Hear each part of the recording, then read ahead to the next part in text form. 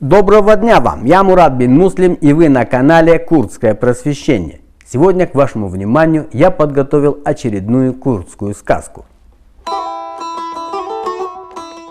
Курдская народная сказка «Долг отдаю, в долг даю». Спросили одного крестьянина: «Как живешь?» «Прекрасно. Долги плачу, в долг даю, на остальное сам живу». «Что ты этим хочешь сказать?»